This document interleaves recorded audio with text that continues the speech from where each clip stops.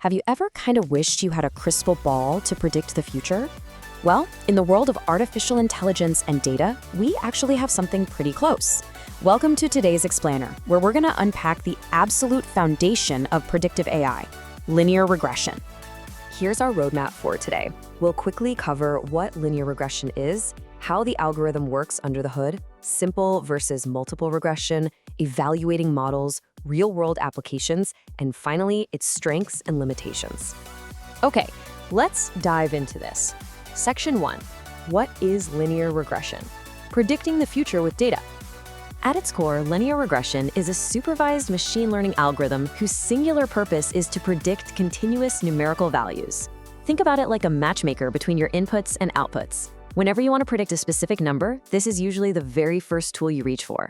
To make this really concrete, imagine you're trying to figure out a fair price for an 1,800 square foot house.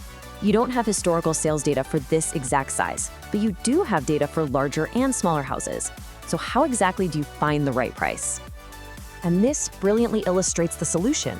Plotting historical data makes it crystal clear. 1,000 square feet for $100,000, 1,500 for $150,000, 2,000 for $200,000. It forms a really distinct pattern. It's basically just a straight line.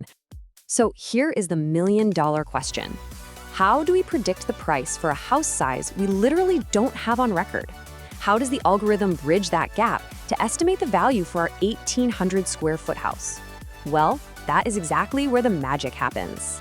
Which brings us to Section 2. How the algorithm works. Under the hood. Now, if you remember your high school algebra, this equation should look pretty familiar. Y equals mx plus b. And hey, don't let the math intimidate you. It's simply the recipe for that straight line we just visualized. Y is our prediction, so the house price. X is our input, the house size. And m and b are simply the slope and the intercept. The algorithm's entire job is to essentially learn the absolute best values for that slope and intercept from our training data. It actually does this through a highly logical four-step process. First, we collect our historical data, like our house sizes and prices. Second, we plot that data out on a graph. Third, and this is absolutely the crucial step, the algorithm finds the best fit line through those points. And fourth, we use that newly established line to make our predictions. It's an entirely accessible, repeatable recipe. But you might be wondering, what exactly makes a line the best fit? Well, the best fit line is simply the one that passes closest to all the data points, minimizing the distance between the actual values and our predicted values. We call these differences errors or residuals. The machine actually learns to minimize these errors using a technique called gradient descent. Basically, it repeatedly adjusts the line's slope and intercept over and over again until those residuals are as incredibly small as possible. Let's move to and see how this builds. Section 3, simple versus multiple regression. Scaling up. Okay, so predicting a house price based just on square footage is a bit too simple for reality. What we've discussed so far is simple linear regression, just one input influencing one output. In contrast, multiple linear regression maps much closer to real-world complexity. It uses multiple inputs, like size, sure, but also the number of bedrooms, location, and age to predict the price. This produces far more accurate and robust results. Section 4, evaluating models, measuring success. So how do we actually know if our line is doing its job? Data scientists use a few key metrics to evaluate performance, and translating the jargon into plain English makes it super clear. Mean absolute error, or MAE, is simply the average of your prediction errors.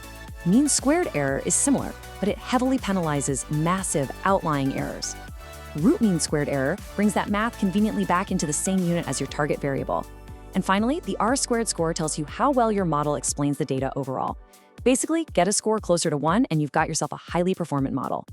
Now, what's really interesting about this slide is how we apply it. Section 5, real-world applications.